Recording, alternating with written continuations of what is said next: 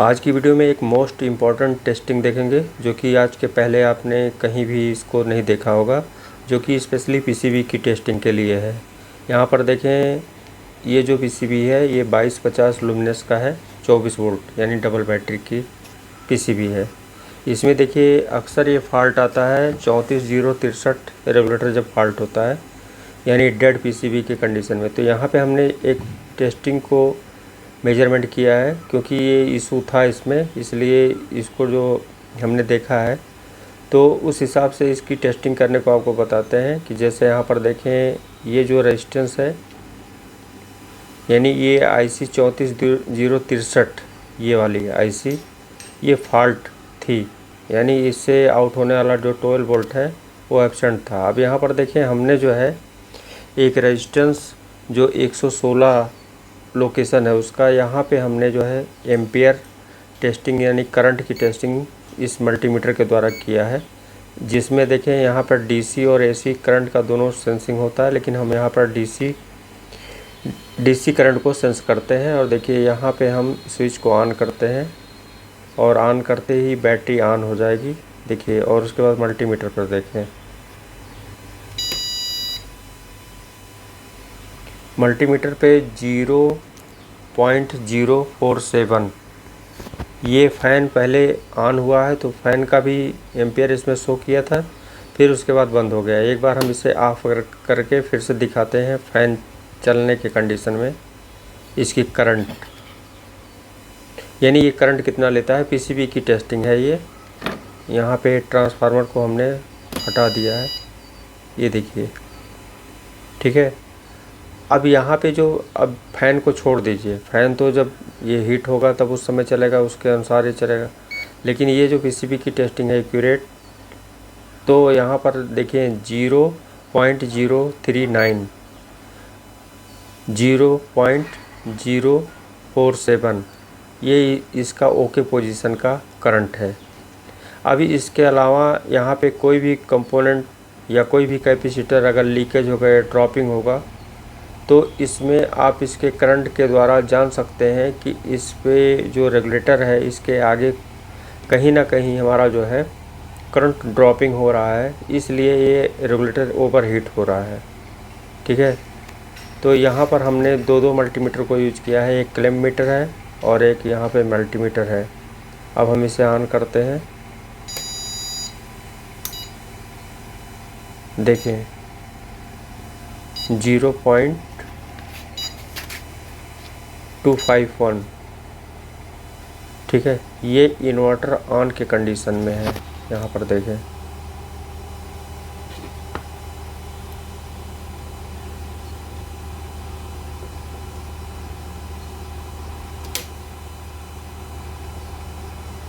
अभी रुक जाइए, ये इन्वर्टर ऑफ हो गया, लो बैटरी बता दिया था, 1 मिनट। ये नॉर्मल कंडीशन है, 0.058 क्लैम्प मीटर में दिखा रहा है और उसमें 47 दिखा रहा है। वो मल्टीमीटर की एक्यूरेसी है जो थोड़ा बहुत अंतर होता है डिजिट का।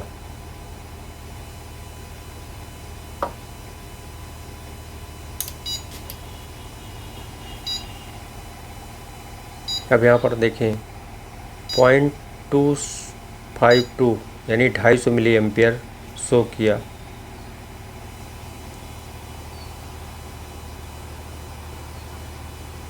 अब यहाँ पे ये जो है डायग्राम के द्वारा इसे समझें, यानी ये प्रो 2250 है और इसका डायग्राम ये है। अब डायग्राम के द्वारा समझते हैं, ये जैसे यहाँ पे हमारा 24 वोल्ट का सप्लाई इन होगा, यानी ये पॉजिटिव प्लस, ठीक है।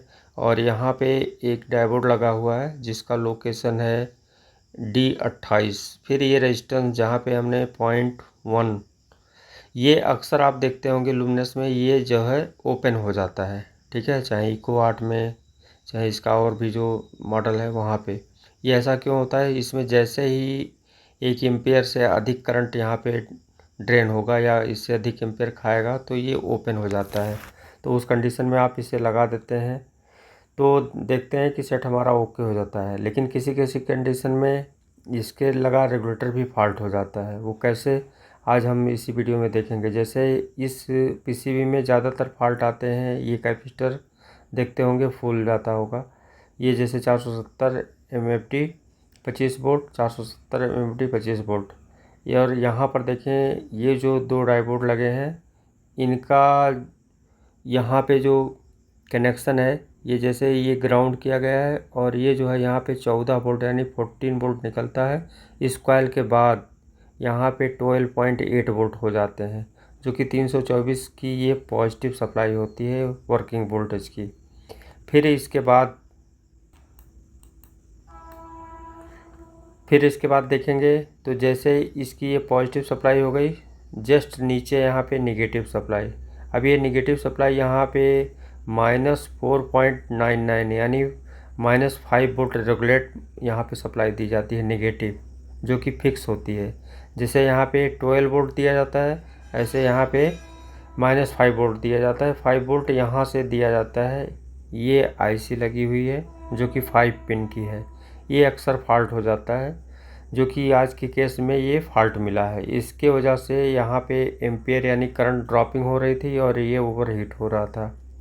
तो ये जो रेगुलेटर है, ये निगेटिव रेगुलेट करके इस आईसी को दिया जाता है, ठीक है, 324, जहाँ से हमारा ओवरलोड और करंट की कंट्रोलिंग की जाती है, ठीक है। और इसमें हमने कुछ वोल्टेजेज हैं, जिसमें यहाँ पर दिखाया है जो ये ओके कंडीशन में वोल्टेज है। इसमें जो है 4 मॉसफेट यूज किए गए हैं, यानी एक चैनल में दोनों टोटल 8 यानी 8 मॉसफेट यूज किए गए हैं, जिसका नंबर है K80E08, ठीक है, × 4।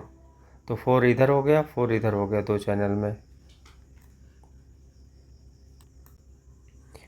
अब यहाँ पर देखें, जैसे ये हमारा 24 वोल्ट की सप्लाई बैटरी की इन होती है यहाँ पे, और ये 3 और एक 4, चारों पिन पे जो है ये 24 वोल्ट ही रहेंगे। फिर यहाँ पे जो है, यहाँ से इस पिन के द्वारा यानी 1 2 3 4 5 6 7 यानी 7 पिन से एक कॉइल के द्वारा और एक डायोड जो D30 यानी D30 नंबर से ये जो है आउट होगा, और आउट होने के बाद इसी आईसी को सप्लाई जाएगी। और इसी आईसी के बाद यहाँ पर देखेंगे, ये जो जीनर लगा हुआ है ZD2, ये है यहाँ पे 8.4, ठीक है, जो इस ऑप्टो कपलर को सप्लाई जा रही है। फिर यहाँ पर दूसरा है जो है ZD1, जहाँ पे 3 वोल्ट यानी 3 वोल्ट की सप्लाई इस जीनर के द्वारा बनाई जा रही है। तो ये 2 सप्लाई हो गई, एक तो हो गया यहाँ पे 8.4 और ये हो गया 3 वोल्ट, ठीक है। अब इसी को देखेंगे तो यहाँ पर एक जीनर और है, जो कि जिसका लोकेशन है ZD12, ठीक है। यहाँ पे 4.7 वोल्ट जो है फिक्स किया गया है, ठीक है। और ये रेजिस्टेंस लगा हुआ है, ये रेजिस्टेंस यहाँ से इस आईसी के इस पिन से कनेक्ट है, यानी 1 2 3 4 5 6 7 8 नंबर से कनेक्ट है। अब इस सेट में देखें, एक फॉल्ट और था। वो फॉल्ट था जो आगे डिस्प्ले शो होता है इस सेट में, यानी ये लुमिनस प्रो में, उसमें जो बैटरी का था उसमें हाई दिखा रहा था, ठीक है। हाई कंडीशन में यहाँ पे चार्जिंग नहीं हो रहा था। तो हमने जो इसके सेलेक्टर को देखा, सेलेक्टर स्विच जो बैक साइड में लगा होता है इन्वर्टर के, वहाँ पे हमने जो ये ट्यूबलर वाले पॉइंट पे वोल्टेज चेक किया, यानी कॉमन पे देखा, तो वहाँ पे वोल्टेज अप डाउन हो रहा था, ठीक है। जैसे कोई कनेक्टिंग थी, वो फिक्स कनेक्टिंग नहीं थी, तो यहाँ पे वोल्टेज फ्लैक्चुएट हो रहा था। तो ये कभी 0 कभी 4 कभी 3 ऐसे जो है इसमें मतलब वोल्टेज शो हो रहा था मल्टीमीटर में। हम क्या किए, ये ब्लैक को यहाँ पे एक वायर के द्वारा इस ऑरेंज के यानी ब्लैक को उठाकर यहाँ पर हमने फिक्स कर दिया, ठीक है। उसके बाद जो प्रॉब्लम थी वो सॉल्व हो गई। तो ये इसका जो कॉमन फॉल्ट था कि अक्सर ये बैटरी की चार्जिंग को लेकर भी फॉल्ट ऐसे आते हैं कि ये कभी सही हो जाएगा, कभी अपने तरीके से अलग अलग तरीके का इंडिकेट ये डिस्प्ले के पे करेगा। यानी ये सारा फॉल्ट सिचुएशन यहीं से होता है। और कभी कभी बजर की बीप देगी, फिर कनेक्शन कट होगा, फिर तो यहाँ पे देखते होंगे बैक साइड में चार्जिंग की हाई और लो के लिए भी लगा होता है और बैटरी सिलेक्शन के लिए भी लगा होता है। तो दोनों के स्विचेज में प्रॉब्लम अक्सर देखने को मिलते हैं। तो जैसा कि हमने यहाँ पर एक फॉल्ट मिला तो आप लोगों के साथ इस वीडियो को शेयर किया। तो आज की वीडियो में बस इतना ही, मिलते हैं नेक्स्ट वीडियो में। थैंक यू दोस्तों, और देखते रहिए।